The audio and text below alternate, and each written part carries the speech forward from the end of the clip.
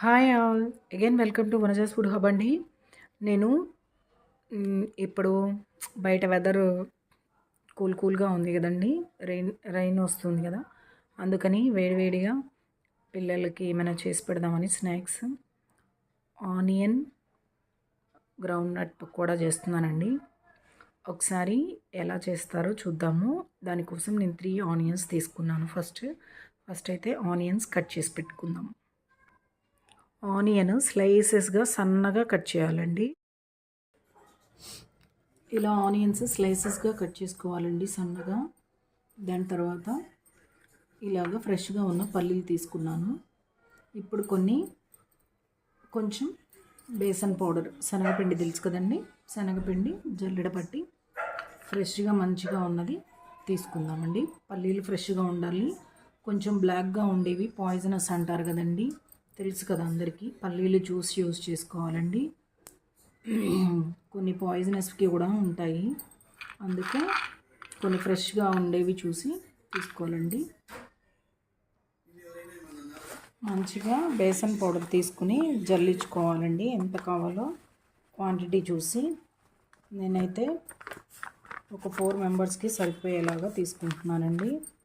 అంటే ఒక 150 గ్రామ్స్ కానీ 200 గ్రామ్స్ సుమారుగా అలా తీసుకుంటున్నానండి.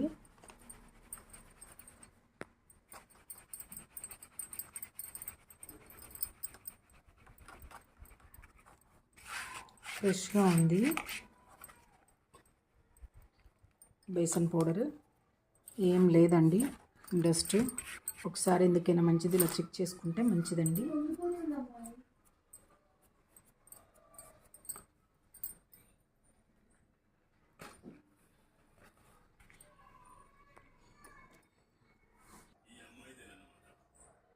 ఒక 3-4 టేబుల్ స్పూన్స్ బియ్యం పిండి కూడా తీసుకున్నానండి. మంచిగా ఇది కూడా జల్లెడ పట్టేసుకోవాలి అందులోకి, బేసన్ పౌడర్లోకి.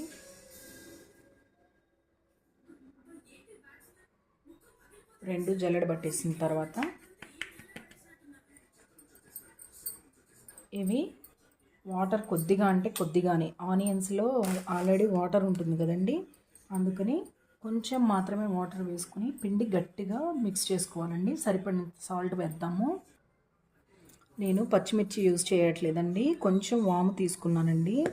ఇది మనకి కొంచెం సన్న రాళ్ళు అలా ఏమైనా ఉంటాయి కదండి, అవేవి లేకుండా మంచిగా ఇలా చెక్ చేసుకొని చక్కగా 2 చేతుల్లో వేసుకొని ఇట్లా బాగా ప్రెషర్ పెట్టాలండి. 2 చేతులు రాపిడి చేయాలి. ఇలా నలిపినప్పుడు అది స్మాష్ అవుతుందండి కొంచెం. అప్పుడు అట్లా నలిచి 2 చేతులు వేసుకొని నలిచి కొద్దిగా వామ్ వేసానండి. సరిపడినంత సాల్ట్ కూడా వేస్తున్నాము. 1 టేబుల్ స్పూను, సెకండ్ది 2 టేబుల్ స్పూన్స్ సాల్ట్ వేసానండి. ఇప్పుడు ఇందులో మనం కొంచెం కారం కూడా వేసుకుందాం. నేను పచ్చిమిర్చి యూజ్ చేయట్లేదండి, పిల్లలు తినరని, అందుకని కొంచెము స్పైసీనెస్ ఉండాలని ఒక 1/2 టేబుల్ స్పూను కారం యాడ్ చేశానండి. సరిపోతుందండి దీనికి. ఇప్పుడు మనం ఇందులో ముందుగా తీసుకున్న పల్లీలు యాడ్ చేసేస్తామండి. ఇందులోనే ఆనియన్స్ కూడా వేస్తున్నానండి. మనకిప్పుడు ఈ ఆనియన్స్ తడి అంతా దీనికి పట్టేలాగా మంచిగా ఇలా మిక్స్ చేసుకోవాలండి.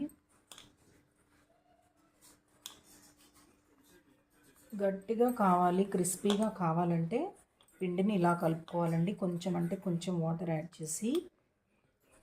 ఎక్కువ వాటర్ వేస్తే అవి స్మూత్గా ఫ్లఫీగా వస్తాయండి. మనకి షాప్స్లో ఉంటుంది కదండి గట్టి పకోడీ, అది కావాలంటే ఇలా చేసుకోవాలండి. కొంచెం వాటర్ యాడ్ చేసి, ఆనియన్ తడి అంతా పోయింది కదండి, మనకి షాప్స్లో ఉండేలాగా కావాలంటే ఇలా చేయాలి. గట్టి పకోడీ అండి ఇవి, స్మూత్గా ఉండేవి కాదు. ఇది ఆయిల్ కూడా ఎక్కువగా పీల్చుకోదండి. ఇలా కొంచెం వాటర్ వేసుకుంటూ జస్ట్ పిండిని ముద్ద చేసుకోవాలంతే, జారుగా చేయకూడదు. మనకు తెలిసిపోతుంది పిండి గట్టిదనం. నేను కన్సిస్టెన్సీ చూపిస్తాను ఏ విధంగా కలుపుకోవాలో. గట్టి పకోడీకి పిండి కన్సిస్టెన్సీ ఇలా గట్టిగా ఉండాలండి. చూసారు కదా, ఆనియన్స్, పల్లీలు అన్నీ వేసాను. ఇదైతే ఆయిల్ కూడా పీల్చదు, చాలా గట్టిగా మనకంటే గట్టి పకోడా వస్తుంది. మనకి బయట దొరికే పకోడీలాగా సేమ్ టేస్ట్ అలానే ఉంటుందండి. ఇప్పుడు ఆయిల్ వేడి చేసుకుని ఇవి డీప్ ఫ్రై చేసుకుందాం. ఆయిల్ వేడెక్కిందండి. స్టవ్ పైన డీప్ ఫ్రైకి సరిపడా ఆయిల్ పెట్టేసుకుని, ఆయిల్ వేడెక్కిన తర్వాత మనం పకోడీలాగా వేసేసుకోవడమే. పిండి కన్సిస్టెన్సీ చూసారు కదా,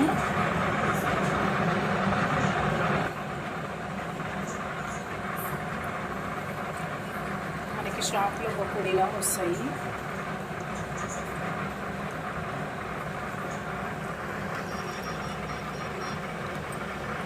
గోల్డెన్ బ్రౌన్ కలర్ వచ్చేంత వరకు డీప్ ఫ్రై చేసి మనం ప్లేట్లో తీసుకోవడమే. మంచిగా ఫ్రై అయ్యాయండి, ప్లేట్లోకి తీసి పక్కన పెట్టుకుని.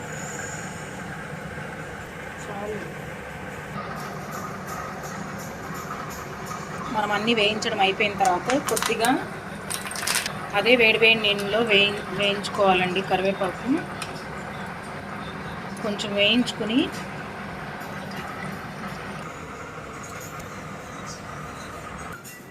కరివేపాకు అంతా క్రిస్పీగా అదే ఆయిల్లో వేయించి ఇలా పైన చల్లుకోవడమేనండి.